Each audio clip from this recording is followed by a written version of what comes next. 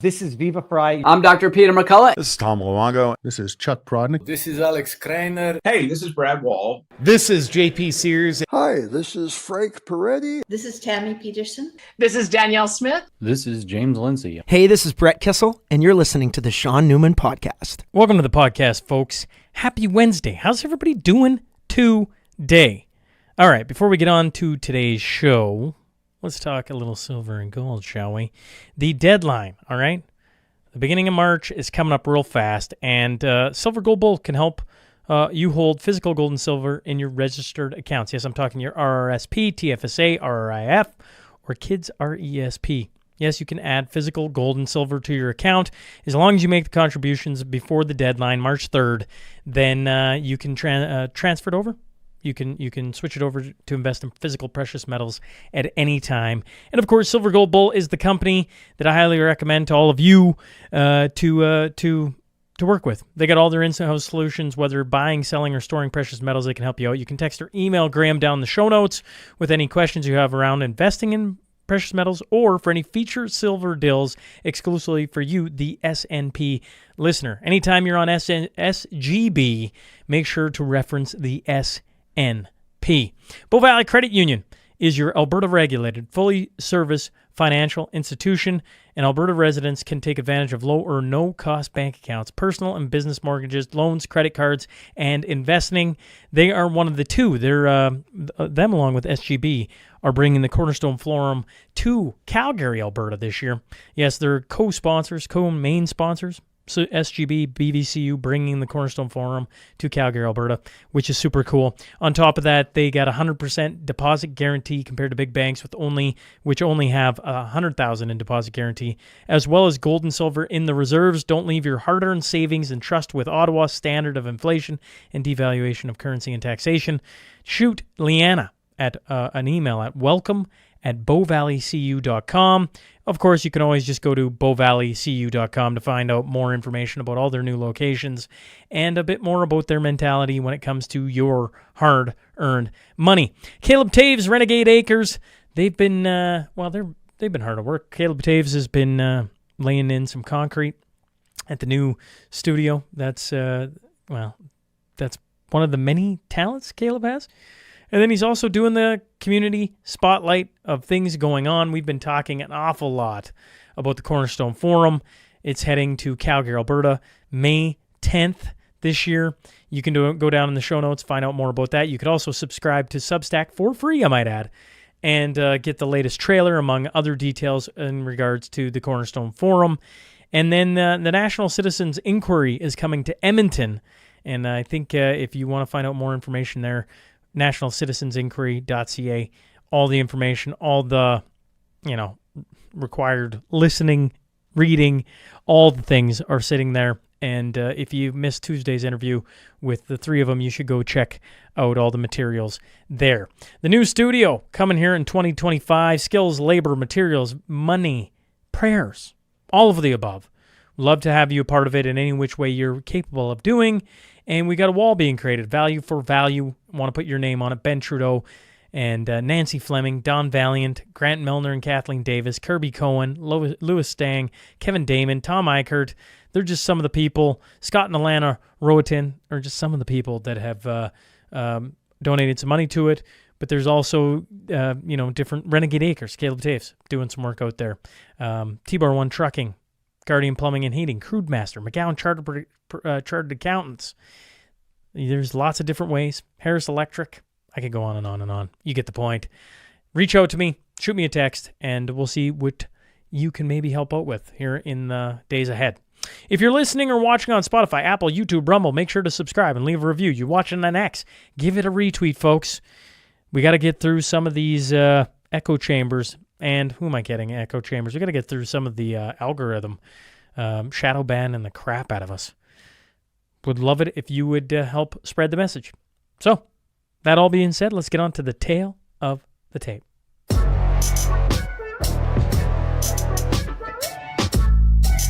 Wife, mom, teacher. Talking about Carmen Zayac. So buckle up. Here we go.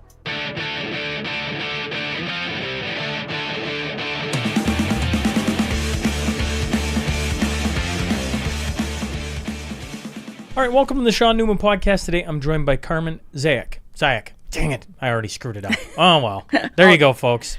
How do I say it? Zayac. Yeah, well, that isn't... There you go. Professional podcaster can't get a name right. How are you doing, man? I am fine, thank you. We got a whole bunch of things to get into. We've been bantering back and forth homeschooling off air. It was actually, I'm probably just going to ask the similar questions. But for people who don't know who Carmen is, I really got to find a different way of approaching this. It's really bugging me because I almost use this. It's almost like a crutch. People say ums are a crutch. The start of my episodes are becoming a crutch for me. But I actually really curious, like, where are you from? How did you get here? Who is Carmen?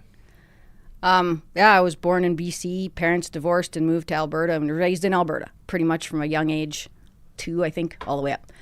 And I went to Edmonton. I was in Edmonton, went to high school, did all that stuff, a real city kid, but I didn't like the city. And my cousins lived in the country out by Sangado. So I spent every summer, I begged my mom to go out there, just let me go out there, ride horses, do the farm thing. I just loved it.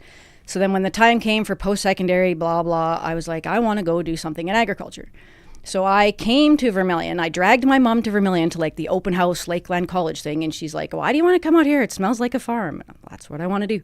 So I went to Lakeland College for 2 years in their Western horsemanship program and trained horses and had that experience. And that was 91-ish, 92-ish. And did the Lakeland College thing and just loved it here. I thought it was great. And then I thought I want to keep going and maybe become a vet. So I applied to U of A and went into U of A animal science. Did not make vet school. Obviously, I am not a vet. I didn't quite make that. Organic chemistry just killed me. But I switched to agriculture sciences and got a degree in that and majored in animal science and minored in crop science because I really liked both. And then at the meantime, I had met a guy from Vermilion. Didn't know him when I went to school here. Apparently, we went to some of the same parties together, but never really met him. And ended up coming back to Vermilion to marry him. And then I stayed home after, was an agronomist for a couple years after graduating, and then stayed home because I wanted to raise my kids. And so have stayed home for 20-some years, raised 3 girls, homeschooled them all the way through, and then was looking for something to do now that my kids were getting older. And went back and approached somebody at the college and say, do I have to go get my master's or can I teach at the college with the degree that I have, even though it's 20-some years old? And I ended up going back to teach at the college. Before we get to the college, you make the decision early on you want to be home with your kids, which in today's world is, I don't think is that rare, but certainly is becoming unique. Most people work 2 jobs, have each are working a job and trying to find a way, it's things aren't getting cheaper by the day. They're and money is becoming worth less and less. And on that point, I better do this so I don't forget. Money. Let's talk money for a quick sec. So for the people watching, there we go. There, maybe people can see that. Anyways, one of the things people get when they come in here is 1 ounce silver coin from Silver Gold Bull. So. Oh, well, thank you very much. I dropped it. That's all right. Maybe the sound came through. That's amazing. Thank you. Well, I point it out every time somebody walks in here because Silver Gold Bull, along with a bunch of other companies, have really made what I do, given me the ability to do what I do full time. And anyone who comes to the studio, which, hopefully here soon enough, it'll be in a different location. It'll be something. But regardless, one of the things we do is we give a 1 ounce silver coin out to anyone who comes, which, I mean, I'd be curious, in homeschooling, did you ever talk about money and what it means and what it represents and the different ways to store value? Not specifically ways to store value. We did a lot of units on money and how to be frugal with money and how to be smart with money. And I know that in school, typical school, they don't talk a lot about budgeting and money and how to be smart and safe. And then they go out into university and they get these student loans and they spend them all and nobody knows what's going on. So I did spend a lot of time getting them financially prepared with regards to the skills on how to save and run a household. Because they also saw me and my husband. My husband had to work 2 to 3 jobs. I worked 2 to 3 jobs on the side teaching first aid, reffing lacrosse, driving a school bus. I drove a school bus for 20 years so I could specifically stay at home with the kids. And so we were very conscious about always having the kids in conversations about where our money's going and how we're dealing with that. So yeah, it was important to know those skills. Did you always want to homeschool? Oh gosh, no. And I remember when I was younger, I had a family member, or cousins. They were homeschooled, and they were the weird cousins, right? Like, they were out in BC, and I just always thought that was the weirdest thing ever. But then once I had that kid, and especially when I started driving the school bus, because I started driving the school bus when my first was 9 months old, because I had to pay my student loans off, and so I drove a school bus, and I see these kids, and they'd get on the school bus when they were, in kindergarten, and they're so excited, and then by grade 3 they hated it, and then by grade 9 they were angry and resentful, and I'm like, how does this happen, and why does this happen? And so I started thinking and reading. I do a lot of research, and started to think about, I want to keep this love of learning alive in my kids, and how do you do that? And that's not by pushing them into institutionalized education where they don't get to learn what they want to learn about. I wanted them to go out and be excited about what they're learning about. So I did more delight-directed learning, and that's when I started thinking about homeschooling when my youngest was What did your husband say? He thought I was crazy. But he thinks I'm crazy for lots of stuff, so that's normal. Ask him about my chickens lately. It's okay. He wasn't in for it. His family wasn't in for it. I was accused of, my kids are going to run away and go to school the first chance they get.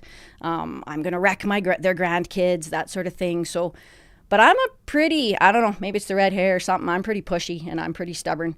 And I said, no, this is what we're doing. And I had research. I read a lot, and I presented things to him, and I researched to him. And he did eventually get on board. And you ask him now, he's very, very happy that we did that whole process. How long did it take, to get in, like, I'm going to call it a rhythm, where you're like, hey, this actually could work? Was there a dawning moment of like, maybe this will work? Some days, like I said, he'd come home, we'd all be crying. Some days things were awesome, and we'd have great days, and everybody would get their stuff done, and then we'd bake some cookies and curl up by the fire and read a story, like that whole, it's utopia. And then there's other days where it was hell, man. So there was a routine. And especially when they got older, then they got more responsible for their own stuff. Like, dude, you have to get this done. If you want to go to post-secondary, you need to get this level. And then sometimes they didn't get that level. And then when they went to go to post-secondary, there was a lot of strife because it was my fault that they didn't get to go to post-secondary the easy way. They had to do some other things. And I'm like, dude, it's not my fault. Like, own your stuff. You didn't get this done. So there was some things in there, too. So it was never really all rainbows and unicorns. What year did you start homeschooling? Casey was born in 2001, and I mean, 2006. Yeah, but I mean, I was doing stuff with her before that, like whatever, when she was 3. The reason I bring up the dates is I'm like, from the time you started till now, the technology that has, like, I just think of how much improvement has come in the ability to access information, not only to, like, interact with different things, or maybe you've used none of it. I'm just curious your thoughts on how homeschooling maybe has evolved since you started till now. Oh, totally. Like, before it was all books and library and stuff, and then, I don't know, partway through there was all courses that we could start to take online, and so then I got my MCSnet, whole setup, and then they could do stuff online to learn Latin and things and other stuff. And then now you can do pretty much all of it through online classes. There's all these programs that come up and stuff. So it's totally changed and shifted. Are you for that? Or did you like how it was? I'm just, once again, because everything goes to online. And I've been reading a little bit about, and listening, actually, probably more is the better word, about different lights and obviously being around screens all day. Yeah. Part of my morning, I was chuckling because Carmen, folks, was on time today. She was early, and this guy was late.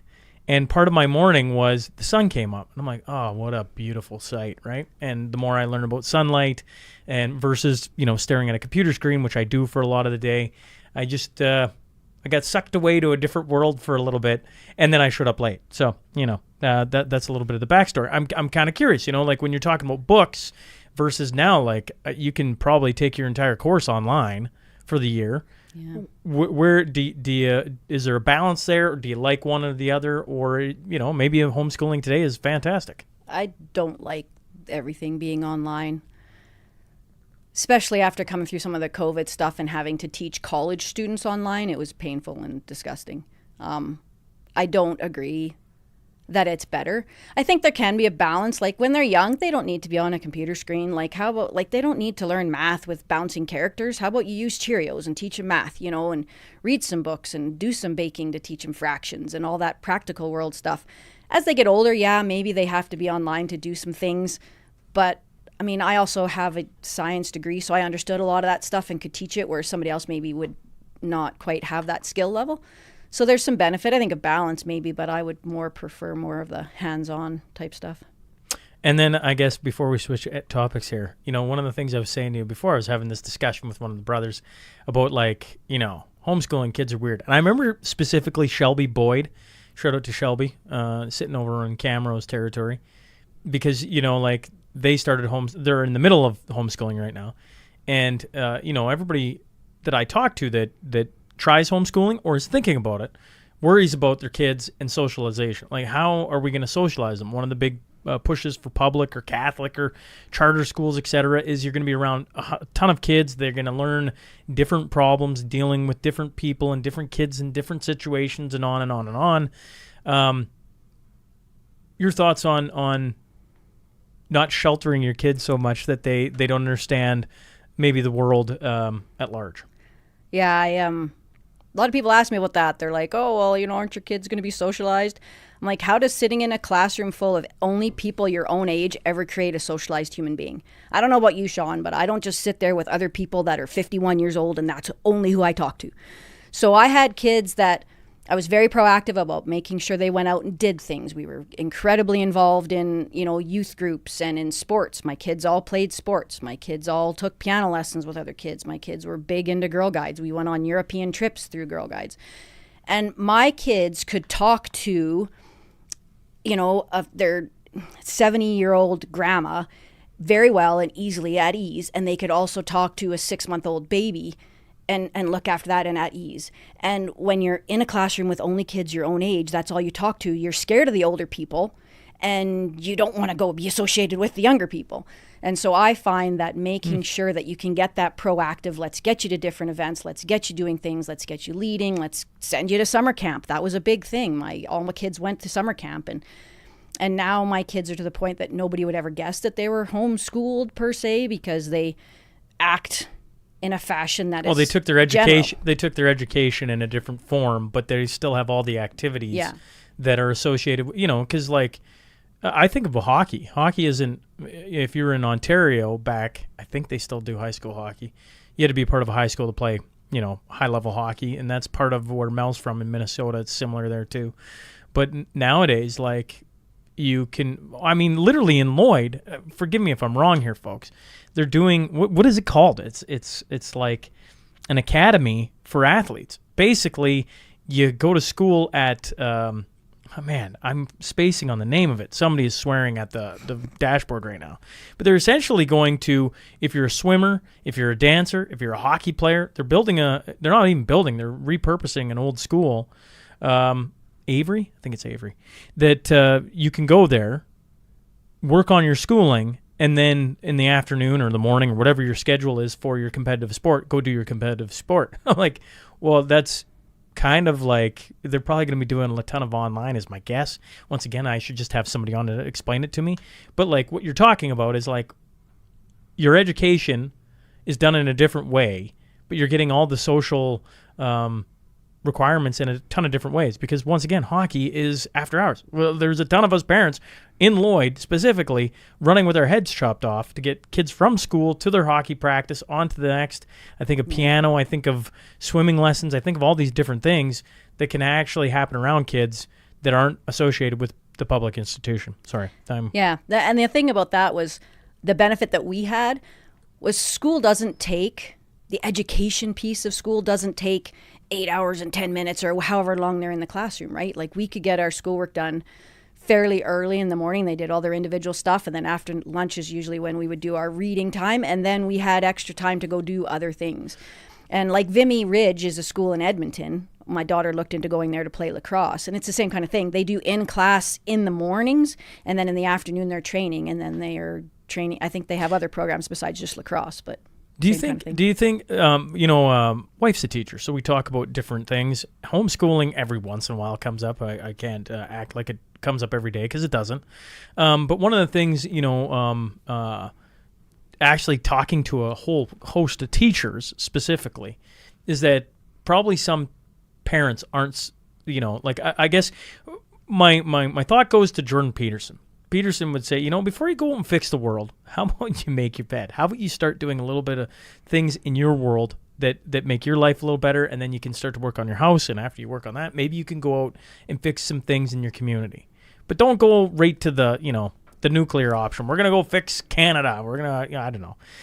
It's like we got to start small. When it comes to homeschooling your kids, it seems like a small option, but then I sit and listen to you, I'm like, man, good on you, because I'm like, I coach U7 hockey, and there are some days where I'm like, holy Toledo, And I just curious your thoughts. If you're like, you better get your ducks in a row before you try this, or you're like, oh no, any parent can do it. It's not a big deal. I've had this conversation numerous times because I've had lots of people say that to me. Oh, there's some parents that just shouldn't do it.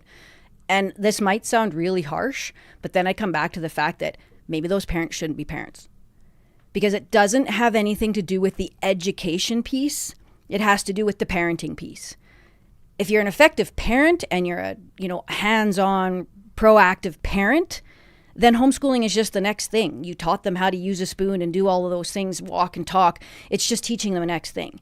And if you're a parent that, doesn't just plunks them in front of the TV all the time, or, doesn't want to get engaged in what they're doing, and not necessarily having those parameters for, discipline and values and things that have to be done before you get to go do the things you want to be done. That's just a parenting thing to me. And homeschooling is just an extension of effective parenting. But there is a lot of people that unfortunately aren't necessarily effective parents or hands-on parents, or they have other ways of doing what they're doing. And then that extra homeschooling piece would put a huge stressor burden, and might not get done effectively just because, I know of families that said they were homeschooling and those kids slept till noon and, didn't do anything all day, and the mom said she was homeschooling, and then they ended up going back to school and they were 2 years behind. And that's the story that people hear about. People hear those stories. Oh, that's why you shouldn't homeschool, blah, blah, blah. And it's like, well, dude, some of us are working our asses off and get up at 5:30 every morning to make sure that our kids are, engaged and doing the things, and don't go to bed until 10:30, 11 o'clock at night so you're ready for the next morning. But that's a parenting thing to me personally. That has nothing to do with the homeschooling piece. Fast forward to Lakeland College.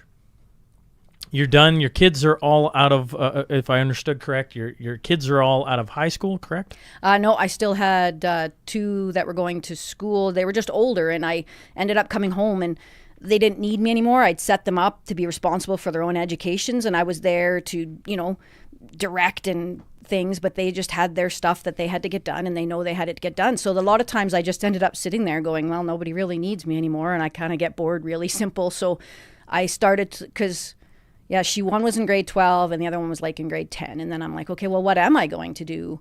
I've donated and worked really hard for this last 20 some years with my kids, which was great, and I'm glad I did that. But now what am I going to do? I'm only, 50. What am I going to do? So that's when I turned to try and find something else. So walk me through Lakeland. Walk me through your time there, because you started in 2019, correct? Yeah. As a professor of? I was working in the agriculture sciences department. So, because I had an ag degree, because I had gone to Lakeland College, because I lived in Vermilion, I know a few people. And so I talked to one of the higher up people there and said, what do I do? Do I go back and get my master's, or can I, come and teach with my bachelor's that I have? And she's like, well, let's have a sit down. So we sat down and I talked to them, and I'm like, I majored in animals and I minored in crops. And so I have both of these sides of the agriculture coin. And they're like, oh, okay, well, we have some things that still need to get taught. So it was kind of like an impromptu job interview. It was during the fair in Vermilion, actually, 2019. And then fast forward a couple months, I didn't hear anything, assumed it wasn't going to happen, was going back driving the school bus. And then a week before classes were supposed to start, they called me. And I got hired literally 2 days before classes were supposed to start. And I was teaching animal science stuff, like sheep production type stuff, back when the college had sheep. And then they also got me to teach some of the range and forage, which is that crop side of things, like how growing pastures and stuff. So I was teaching in the animal science department, both on the in the agriculture department, both on the animal science side and the crop science side. And I got this contract to teach starting in fall of 2019, 2 days before classes started. So it was like a highly hands-on, stressful moment. And I assume the first, I don't know, what did you think of teaching? Well, I've been teaching all the way through, right? Like I taught adults first aid, so that was fine. I taught my kids, so that was fine. I didn't have problems with the teaching. I don't have problems standing up and talking in front of people because, that's not my personality style. It was just, I loved it. I thought it was great. I'm like, this is where I want to be. I'm really invested in trying to do the best job that I can. I put in tons of extra hours. I would figure out ways to make things more engaging and fun by coming up with, pulling from my homeschool and Girl Guide leader background, let's turn this into a game for these college students to try and make it more, engaging and memorable.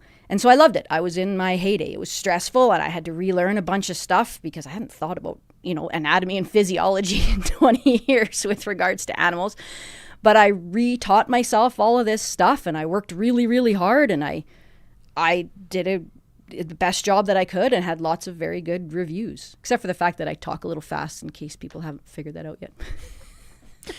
So walk me through, because, you go, you think 2019, man, right on my path I need to be on. And I would argue you certainly are. But one of the things that happens in your first year is COVID happens, which would be, I assume, very difficult being in an institution and some of the choices that go along there. And then, over the course of the last, what has it been? It's been since 2016 for sure. But certainly here in Canada, it ramped up from about 2020 onwards. Lots of different things. Walk me through, I don't know, until the day you get walked out or however that happens. Yeah, COVID was stressful. All of a sudden, you're trying to teach everybody online. But we got through that. And then I was given, didn't know if I was getting another contract, got another contract. Because they don't hire a lot of full-time teachers anymore. They don't want to have to pay benefits and stuff like that to a certain degree, is how it was explained to me anyways. So they just put you on contract. And then all of a sudden, I'm like the last person to see if I'm going to keep having a job. But I did. And each class that I was given to teach, I worked really, really hard and learned it all and did it the best I could.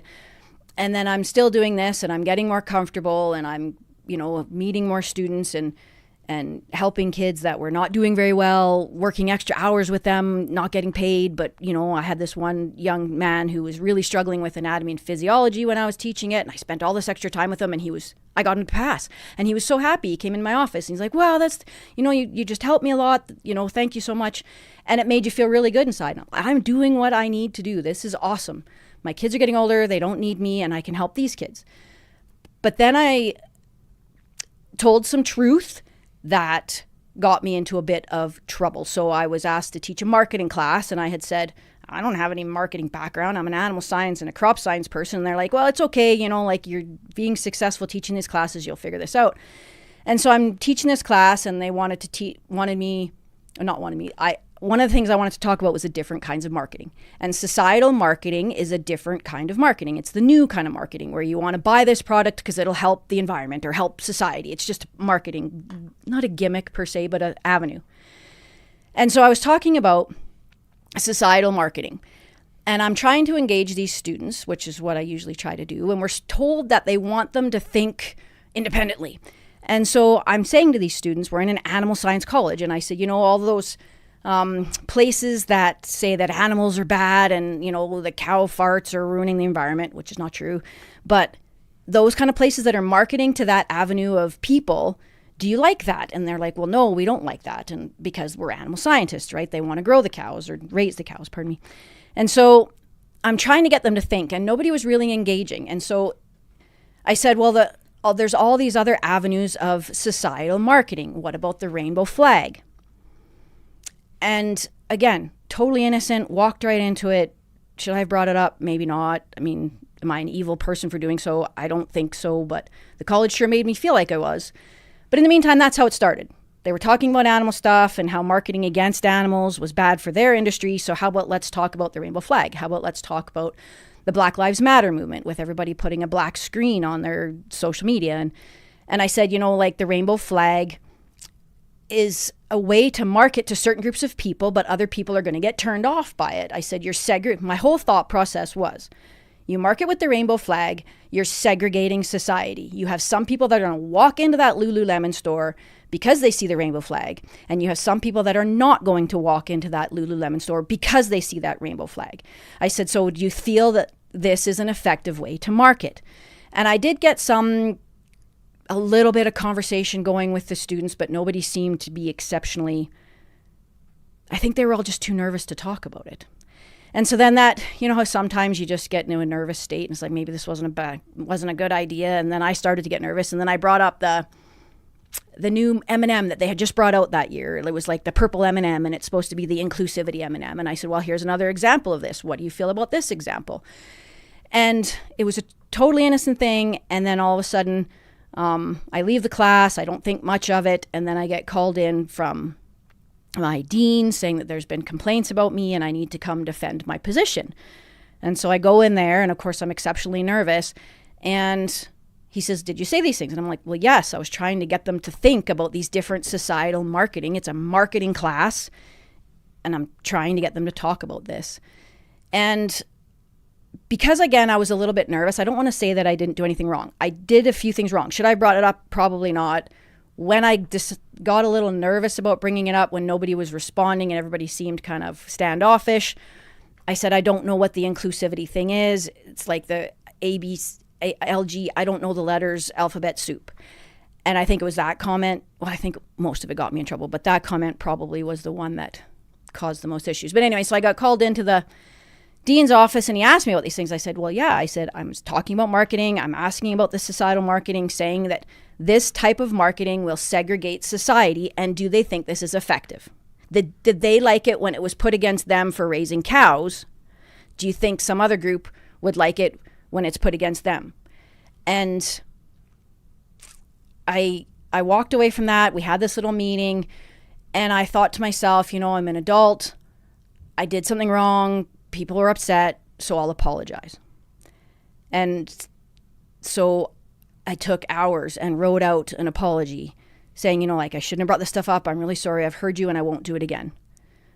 And so I approached my dean and said, can you read this?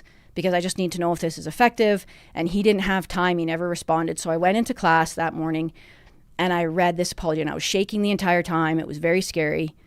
But as being the adult, I wanted to make sure I could try and fix this. Now, apparently that was the wrong idea, of course, because that's what I basically said. I made a mistake. I won't bring it up. I'm sorry if I hurt anybody's feelings. I understand.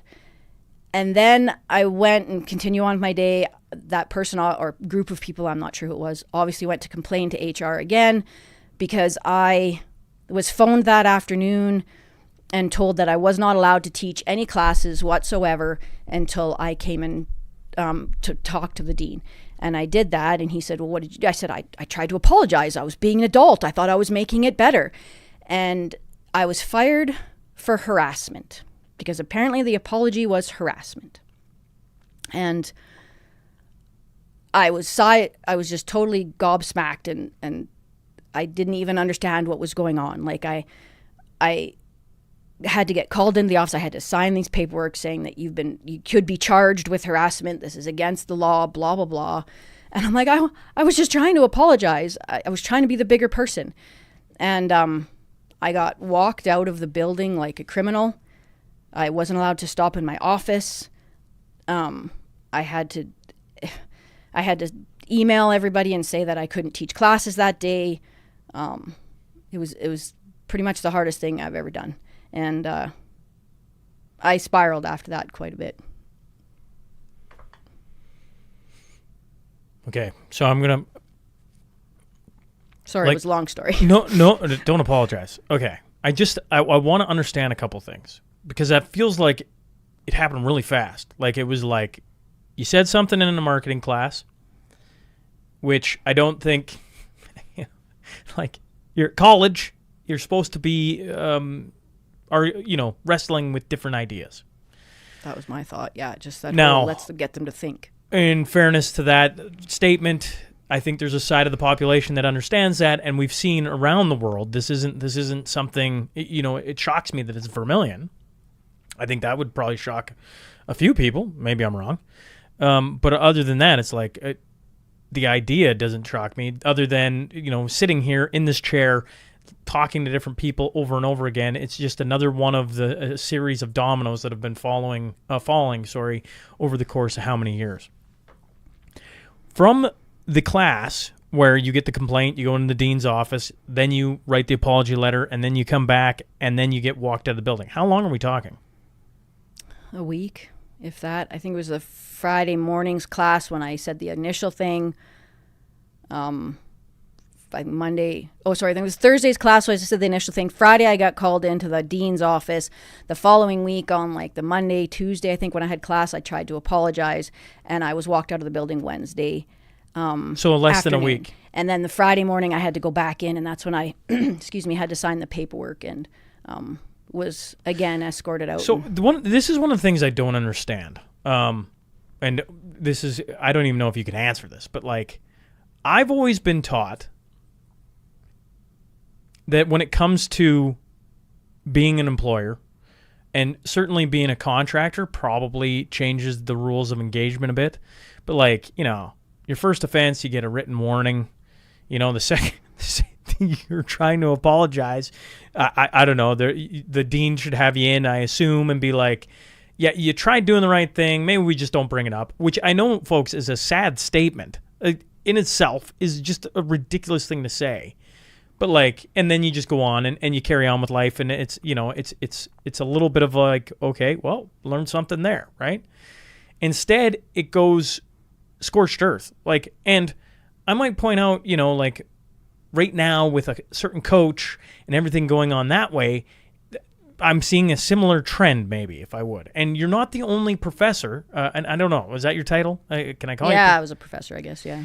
Like, you're not the only person that I've heard this similar story. What is shocking, but maybe not that much because of COVID, is how little anyone wants to talk about it, right? Nobody wants to. They'll call you off air, they'll run into you, and they'll be like, hey, I heard about this. Like, you're the first that's been like, yeah, come on and talk about it, right? It's going to be uncomfortable, but I want to share what happened.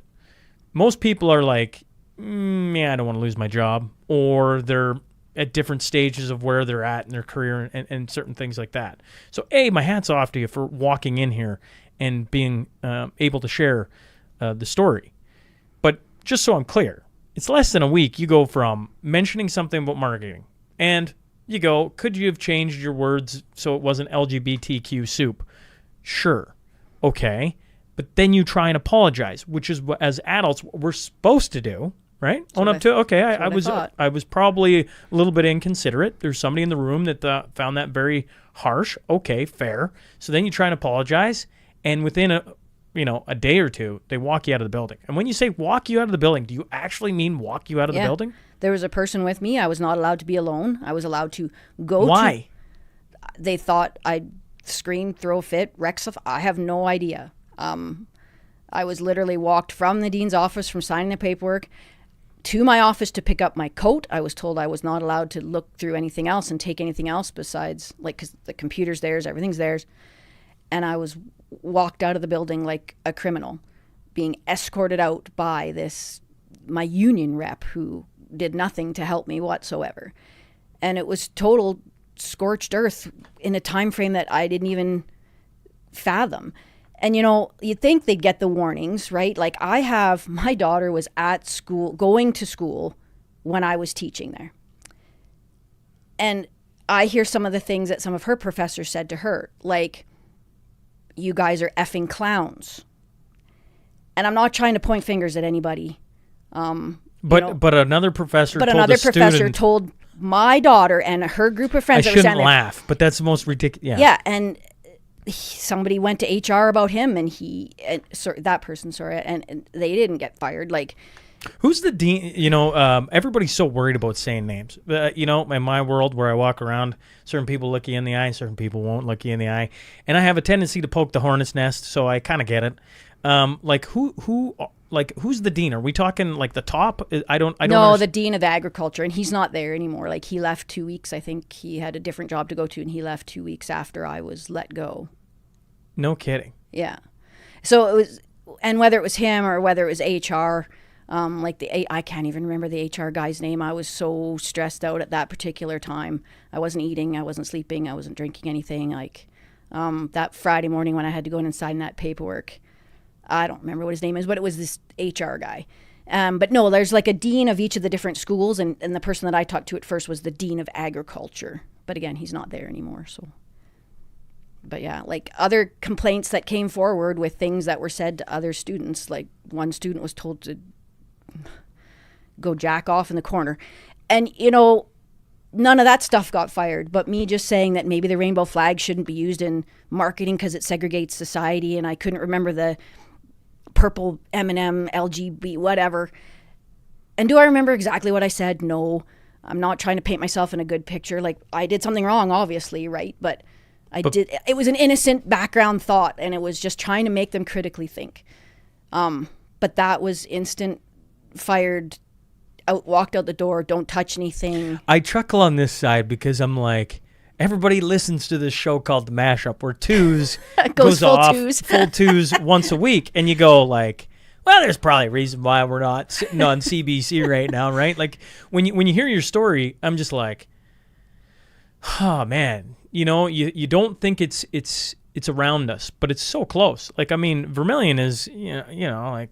And an agriculture school, like they know that a bull and a cow have to go together and have sex. It's not a bull and a bull. It's not a cow and a cow. Like they're trying to make babies, right? Like, and maybe that's too vulgar for people, but that's just the reality of life. And then, so you think you're in an agriculture school, and I wouldn't say safe. I mean, obviously they've come through the modern education system and they've put some pretty crazy, weird ideas into some of their heads and et cetera, et cetera. But I just thought that, what I said was not untrue. Well, no, and then, but even then, you still tried to apologize for it. And then I tried to apologize, and apparently it was apology that got me in trouble. I was told I shouldn't have tried to apologize. So if you had any contact, like, so you get walked out, they're like, you can't touch anything. And the sad part is, I kind of, not that I understand, but like, actually I don't really understand, other than like, they're like, well, maybe she loses her mind and destroys some things. Okay. But they've also known me for 4 years, and I've never behaved that fashion. They probably have a policy in place, and somebody is going by the book, except for the part where I don't understand the escalation, right?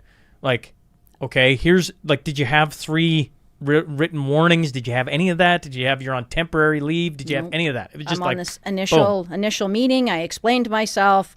I tried to ask about the apology and did not get an answer, so I just went ahead and did the apology. And then I was instantly slammed against the wall, for lack of a better term. Walked out the building, couldn't touch anything, and had to cancel all my classes. And then there's other professors now trying to teach my class after that. They were using my materials that had been left there on my computer, because my daughter is still in this class without me teaching it. And she had all these different teachers come in and teach my material because it's pictures of my kids doing marketing things and whatever. And how is that fair? Like, they're still using my stuff to get through this. And then they ended up hiring an interim teacher who got the kids through the class, and again, using all of my stuff. So like using my PowerPoints, my assignments with you in it, or your kids pictures of my kids that I had made. I'm sorry. It shouldn't be funny, Carmen. I'm sure it is not funny for you, but I'm like, it's almost ridiculous. Yeah. I mean, it is ridiculous. It is ridiculous. And this isn't by hearsay. My daughter was in the class because she's still at school, and she got shunned by some of the people at the school because she was my daughter, and oh my gosh, Carmen's evil and horrible for saying these things and blah, blah, blah. How has things gone? Like, okay, walk me through. It's less than a week. They go from complaint to apology, to another complaint, to walking you out, to the following Friday, you have to come in and sign. What did you have to sign? Oh, it was just like I got told not to come back on the Wednesday. Friday morning I had to come in. HR was there, and I just had to sign this thing saying it was not canceling my contract, that I wasn't allowed to come back to school and blah, blah, blah, blah, blah. And yet, so I had to sign that, and then I was escorted out from there. But the students, again, because my kid was in this class, the students were told that Carmen was not fired. Carmen was just given a different project to go work on. So I was there was the dean at the time, before he left, had said, do you want to try to work on this project to finish out your contract? And I said, well, what is it? Send me the stuff. And he never sent me the stuff, and then he ended up leaving. So that was just a series of events. But the kids were literally told I was not fired, but I wasn't allowed to come back on campus. And the students were told that, she's just got moved to a different project. Well, I didn't get a different project. There was a talk about it for like 30 seconds, and then that was it. And so no warning, no nothing. It was just out you went. And then, I had a really hard time after that, basically thinking that I was an evil person and horrible. And, What year is this? 2 years ago. So end of January-ish, 2023. So 2 years ago. And I did end up in, they call it extreme stress response nowadays. It's basically, I had a nervous breakdown. I couldn't get up off the floor, couldn't eat, couldn't sleep, couldn't talk, just laid there. I ended up being hospitalized for 5 days. What do you mean hospitalized for 5 days? Like you just like shut down? Yeah. I couldn't believe it. I couldn't believe that I was this horrible of a person, that people would make complaints about me when all I was doing was working really, really hard to try and make sure I did everything really good. I did all the extra volunteering at the school, helped all these students. I had students reaching out to me saying, oh my God, I can't believe this happened. We're going to miss you, that sort of thing. But I couldn't get up off. I was just laid on the floor and stared at the wall, and I hadn't eaten or drank anything for about 4 days. And finally my husband called some friends of mine, and my friends of mine came in and got me up off the floor and took me to the hospital, and they shipped me off to Ponoka for 5 days just because I was catatonic. I couldn't even function. I couldn't eat, sleep, do nothing. So forgive me, because Ponoka is like psych ward, right? Yep. Try getting that after being told you're evil and a horrible person. Basically, you did this horrible thing. You're against society. And then I went off to Ponoka for 5 days. And that was scary because there's some pretty scary people in there. And I wouldn't highly recommend anybody going there. But because they didn't know what to do with me and I wasn't responding in ways that they thought I should respond, and then they were worried about me taking my life, for lack of a better way to put that. I wasn't really thinking about that. I just wanted to go to sleep and never wake up. So, sorry, I'm getting a little emotional. Pretty hard to talk about. Carmen, I say this, you should be emotional about this. So you don't have to worry about showing emotion. Like, you go from, I would argue, your dream job. I don't know if that's true or not, but from the story, that's what it sounds like. Totally true. I was to saying something doing awesome. That, I think is pretty harmless. Now, I'm on one side of it where I get, but regardless, your reaction to that is you stay up all night and write an apology letter, to which you would think your dean and others would be like, oh no, you did the right thing. This is a difficult topic, blah, blah, blah. Let's just, we are going to move you to a different project for the time being and whatever else. Instead, adults aren't adults. They have an agenda, or they see something they don't want talked about, and they do what they've done. And without remorse, to me, it looks like, I can't speak for him, obviously, I don't. And then you're like, apologize for being emotional? No, not in the studio. Thank you very much. Yeah, so I got out of the hospital. And then I've just kind of been trying to deal with the emotional aftermath ever since, basically trying to convince myself I'm not an evil and horrible person. You're not an evil and horrible person. Thank you. And again, did try to go back to the college, but there was crickets there, and I'm like, okay, what else can I do? I live in Vermilion, and I love living in Vermilion, and I don't want to move. I want a job that's going to stimulate me in the aspect of the college job, because I really liked it and I was working really hard at it, and I like educating and seeing those kids that come in and say, wow, I finally get it. Thank you so much for spending all that extra time, which is what I had done with my own kids in homeschooling, right? We didn't just push through to the next series. It was like, no, if you don't understand this, let's take the extra time. And I did that at the college with some of the students that were struggling. And I feel that I did it fairly well. And then to have all that stripped away in an instant, very quickly, scorched earth, less than a week, really tore into my whole person, who I was, what I was doing, how any of it came about, etc., etc. So 2 years later, I'm still quite emotional, of course, about it, finding it easier. And then I hear the story about the basketball coach and getting walked out of the building and no communication and the not necessarily telling the 100% truth to the students and all of those same parallels. And it brought it all like back up and went, holy cow, it's not just me.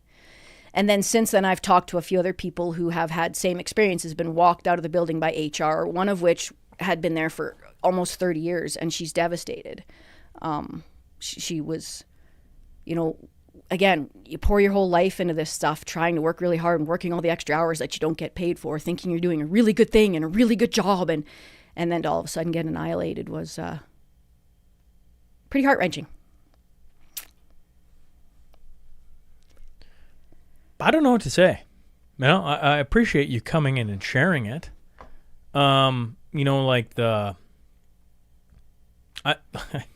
can't imagine ending up in Ponoka. I'm sorry, I didn't know that part of the story. That's pretty dark. Scared the crap out of my husband. When you talk about going to sleep and like not want, or the thought of that, on this side, there's parts of my story that I don't talk about a whole lot because it's shocking for me to even admit, right? The suicidal thoughts. It's only ever happened once in my life. Scared the crap out of me, actually. And that's how dark of a place I got into. And you think, oh, that'll never happen. You're sitting in my dream job. Even though some days, I was just saying to Sean Buckley and Ken Drysdale and Ted Kuntz, they were talking about the National Citizens Inquiry.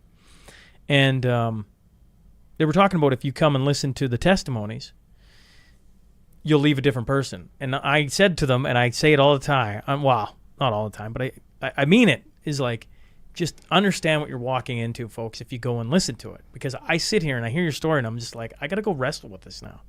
That, honestly, that level of evil exists. I don't know how better to put it because, you can disagree with somebody. We have disagreements. I just look at the south of the border. Donald Trump is about as, polarizing as it gets. You're going to disagree with some of what he says and doesn't say, and the one side's going to say you need to go look at this, and the other side, but if we lose the ability to have conversations and disagreements, I don't know where we end up. All I know is back in COVID, there was a guy named Jamie Sinclair, military vet, 34 years. Tell me, it always starts with a divide. Always starts with this little divide, and then and then the worst atrocities happen. And at that time, it was COVID. It was vaccinated, unvaccinated. It was very polarized. It was very talked about. It was openly communicated by our politicians and everything, our institutions. And I worry about that. I stress about that probably too much. And to hear what's happened, once again, close to my community, is just another red flag of this stuff's going on. I don't know what to do about it. I bring you in here because I'm like, I hear your story. I try and, I don't know, allow people to share it so that others can hear it and hopefully can reach out and be like, you're not crazy. You're far from crazy, because a ton of people think everything you just said. Can there be some mixed emotions about how you say it and everything else? Certainly. But from our media and our institutions, it has been one narrative. I always point to Justin Trudeau. Was it before that? Probably. But regardless, that's been the narrative. And if you talk out about it, you get your head clipped off. And that's probably not the right way to put it, folks. But you get the point. Pretty much. And there's a reason why in my, being an independent media, I get to bring certain conversations on. Is this going to show up on the CBC? No. And should it shock anyone? It shouldn't. But Ponoka. I come back around to it. Well, that's pretty dark stuff. Yeah, when you can't get up off of the floor. And again, I was never that person. I have so much to be grateful for. I know these things. I have 3 wonderful kids. I have a wonderful husband. We have a house, a place to live, like we're warm, and all of those pieces. And I never would have thought that would happen to me. I have always been like very strong and outspoken, and I got kicked out of Girl Guides that I'd been in for 20 years for not getting this job, and I fought against all of that. And yet this one piece, when you're throwing your whole life into this thing and you think you're doing a really good thing, and then you do an innocent whatever mistake, I told the truth, blah, blah, blah, it took me to a really dark place. And I never would have thought that would happen. My husband didn't know what to do with me. He had to phone some friends to come help me. Like, what do I do with her? I'm worried about her. Like, I actually got into my vehicle. After I signed that paperwork on the Friday morning, I got into my vehicle and I started driving. And I was driving. I was not coming home. I was too embarrassed. I was too ashamed. And I did stop myself, and I did stop driving. And I had my cell phone turned off, and my kids were trying to phone me, and my husband was trying to phone me, and then everybody was pretty worried about me. But I did make it back home. But I was in the garage, in my van, and I couldn't get out. My husband walks into the garage, sees me there, is angry at me because I haven't answered my phone, and they're all worried about where I am. I could not physically get out of my van to go into the house. So he had to help me to get into the house. And that was pretty much, I laid there for a couple days, and then my friends came and got me. Thank goodness for my friends. But, my husband and everybody around me. But I was never that person. I've never been that person. I was always just, I got to go to the next thing. I'm strong. I can take this, right? And then to have that happen in 5 days in Ponoka, and then you get out of there, and that was pretty eye-opening and pretty damn scary, I'll tell you that. And then to try and have, it's been 2 years, I'm still pretty emotional. You're still trying to build your life back. You're still pretty scared of, what am I scared of? I'm scared of people thinking those things about me, that I'm evil, that I've done, that I was horrible for saying these things. And it's so like, even my interactions nowadays with talking to people, I'm pretty careful about what I say, which I never used to be. But I'm slowly building back, slowly getting to the point where I might have the confidence to go do something else or whatever. I don't know. I don't know where I'm going and what I'm doing, but I've come a long way in the last 2 years, but I never would have thought I would have been able to get that low ever. That anybody who knew me would say, so that would never happen. And it did. It totally did. And how come? I have no idea why. I don't know. Well, you ran into something that you don't understand. I ran into a brick wall that I just could not understand and could not even fathom. And I'm like, what in the heck is happening? And it was just like, holy cow. And then it just tore my whole world apart for a lot of degree. Now I'm still, I have good people around me, and I'm getting back to where I need to be, but still. Not that you need to hear this, but, like, maybe there's, to me, doing the things I've done, allowing certain conversations on here, started middle of COVID, I just chuckled because, I was the golden child of Lloydminster, let's say. I mean that. I don't mean that of patting myself on the back. I just mean that in the sense that I'd started a show and I was interviewing people like Don Cherry. Who, Don Cherry's polarizing, but he's polarizing in a way that everybody accepts. Until he wasn't, right? Yeah. Until he got removed. Yeah. And then I took a turn because of, it was Andrew Liebenberg, but it was certainly Dr. Roger Hodgkinson after that. He sat in this room, and I always say he berated me, but he was just passionate about waking people up. He woke me up and forced me to be like, I can't talk sports while the world's falling apart. And by making that choice, I've had my little bits of this, that, and the other thing. And when I hear your story, I guess I recognize for what you ran into. Certain ideas are not accepted. My introduction to that was COVID, and I think a lot of people's was. But I went from being invited to so many different things and being welcomed into so many different things to being excluded, being removed from things. And that was really difficult because I sympathize with I'm worried what other people think. Or, you walk into a room. I used to be like, I don't know. I like being around people. I like talking to people. And you can feel when people are turning their shoulder from you. It's a very uncomfortable feeling. And I guess my introduction to that was COVID. Like, it was just very evident that certain people came right up to you. Still this day. Come right up to you, shake your hand. Oh, man. I'd listened to Peter McCullough, and that was fantastic. Keep going. And then there are other people during that time that said some choice words that wanted nothing to do with it because you're listening to a heretic. And so my sympathies go out to you because, like, I don't know, we are in an agriculture community. I grew up on the farm. When you talk about a bull and a cow and how they get, it's like, it makes complete sense to me. But in our world, like I think Elise Merle at Regina right now. This was 2 weeks ago, folks?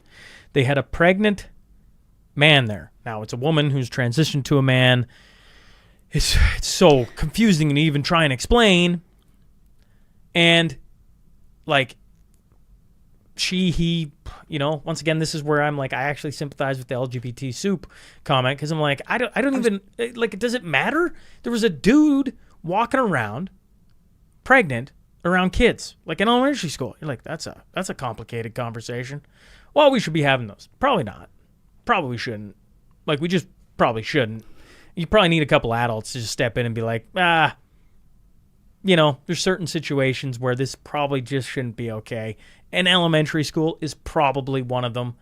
At a college, I would say it's the complete opposite. If conversations like that make you uncomfortable, then choose a different college. But you need to have the uncomfortable conversations. I think of Lakeland College, where I went to college. It's the first time I ever got introduced to a woman who was transitioning to be a man. I was like 22. It was a very uncomfortable conversation. But, like, you're at least there and you can handle some of it, and you're like, kind of like, but that's what college is supposed to be. College is supposed to be about wrestling with large ideas. Now, the LGBT 2SLIA plus community. Even know the letters. Well, that's because they add more and more as it goes along. But, like, that is come to dominate and rule, and if you go against what they say, you get Carmen's treatment. Walked out the door, and on and on and on. And I think the world is shifting. I mean, I know it is because I'm watching Donald Trump in the States and what he's doing. Things are shifting. But, here in Lloydminster, here in this community, to hear your story is heartbreaking. Honestly, I sympathize with you. And I think the college is just so stressed out about being sued about anything. It was just get out of the situation whatsoever. Like, I'm just baffled at a place where I went to school and thought, this place is awesome. I love this place. Like, it's great. And now I'm living here, and to go back and teach it. And it was just this euphoric and all of those pieces. And then to just know that they're still so susceptible to all the BS that's going on with society and the confusion and the brainwashing, and then to just get slammed like that. I mean, I caught kids cheating on tests, and they're supposed to get kicked out of school for that, and they don't get kicked out of school for that. And yet I make it very true that shouldn't be used in marketing because it segregates society thought process to try and get that intellectual conversation going. And since that comment, or even in the time of that comment, you would be proven correct because you look at Bud Light. How did that work out for them? Victoria's Secret, how did that work out for them? And on it goes. You could just point to real life examples that are actually happening. Yeah. And this is why you don't want to do it. Your Bud Light, you probably don't want to put a transgendered man, I don't know, on the can, because people who drink Bud Light, and Tuz would have his thoughts on this one, but people who drink Bud Light probably aren't in that realm. And what happened? They went from being the number one beer over the course of like 2 decades, consistently the number one beer in the United States, to not being there anymore. And Victoria's Secret putting, a whole host of different body sizes in lingerie, one of them being a transgender woman, probably isn't the best idea. Sports Illustrated, let's put a transgender, like on and on it goes. There's real life examples. And if you're not going to teach about what's actually happening in society, what the hell are you doing? Yeah. It was just an innocent thought process to get some intellectual conversation and to, make these kids think. And it just horribly bombed and changed the course of my life for in a lot of different ways. Well, my hope is, I know of some people that probably want your skill set, that teaching kids and minds and different things like that, you might, who knows? I don't know where a podcast goes. I have no idea. Do appreciate you coming in here. Is there anything you want to leave with? The floor is yours. You can talk for as long as you want, Carmen. I'm not going to stop you. But is there anything you want to say before I let you out of here? No, just that I know I'm not the only person that this has happened to, and life isn't fair, and that sucks. And keep trying to move forward and keep trying to go through the process, and then realize that there is evil forces out there, and maybe it's not you. Because I think I internalized a lot of that I was the evil one. And as much as sometimes I still think that, some of the other times I know that it's not me. So I'm not the only one this has happened to. I mean, look at Jordan Peterson. Look at way more famous people than me. I'm just one little person that lives in Vermilion, Alberta, who's just trying to get along with their life. But something has to be done about this kind of stuff because it's not right. And whether it's a basketball coach or an anatomy and physiology teacher or marketing teacher, all the courses that I was teaching, I don't know what to do about it. Like you said, I have no idea what to do about it, but we got to talk about it, and we got to get people communicating again with discourse and respect. And how about move this whole thing forward instead of just staying in these same places that are just not doing society any good. If I may, it's people like ladies from Vermilion that really move my brain forward.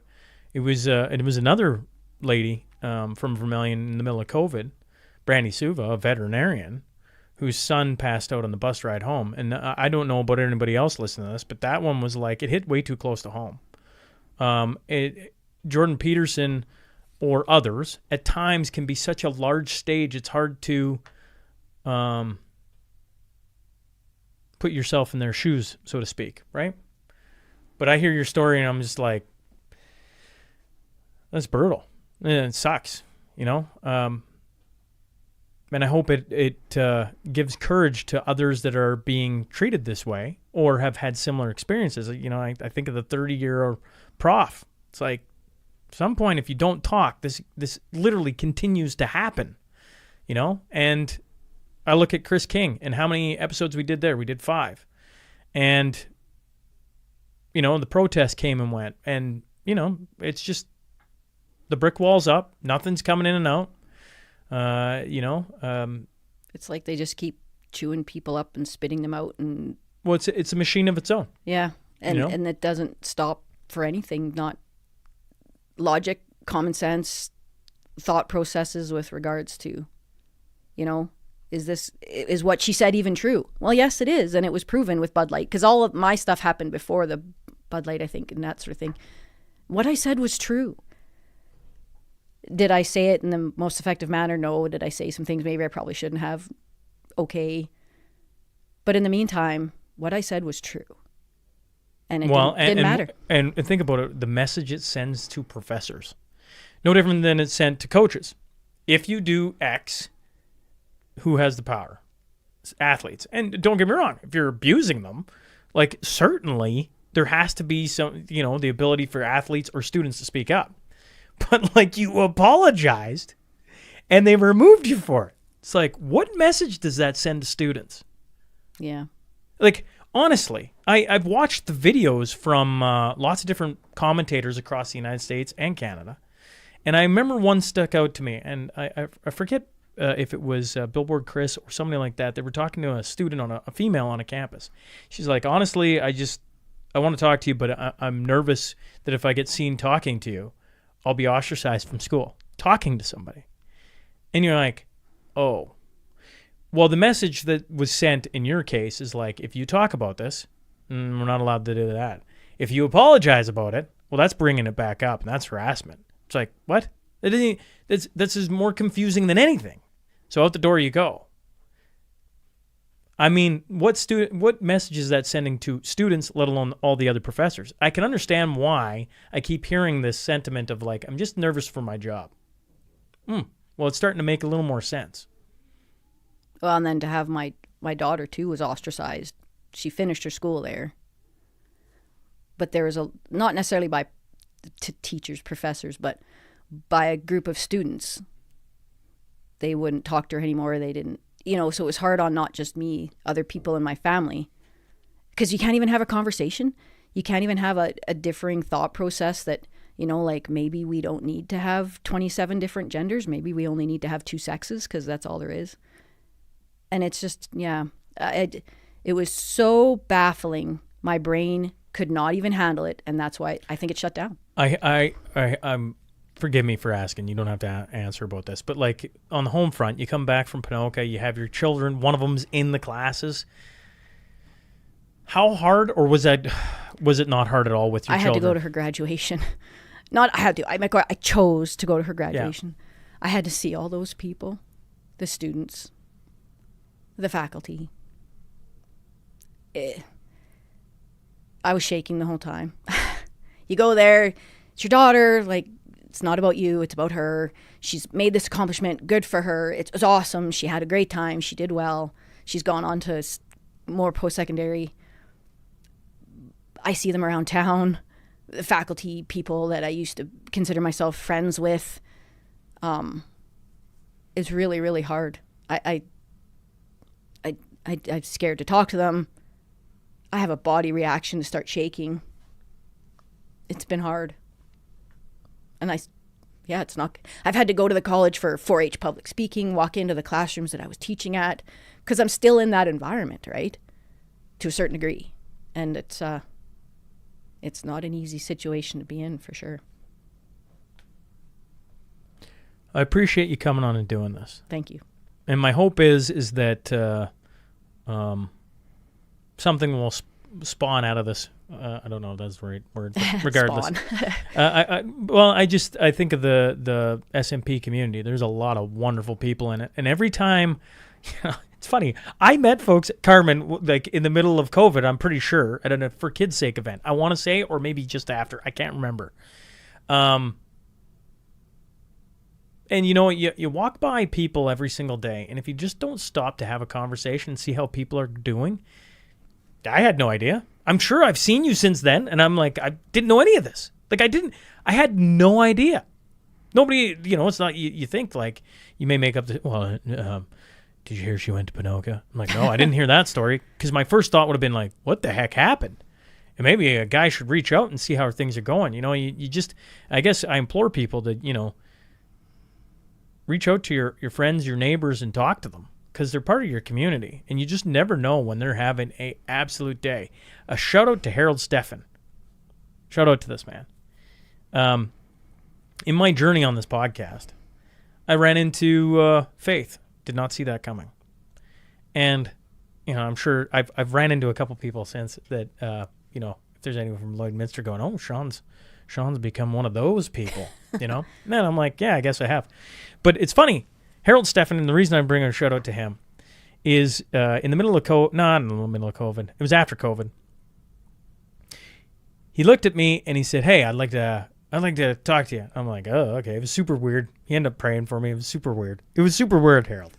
But anyways, the other day I walked in. This is like a week ago.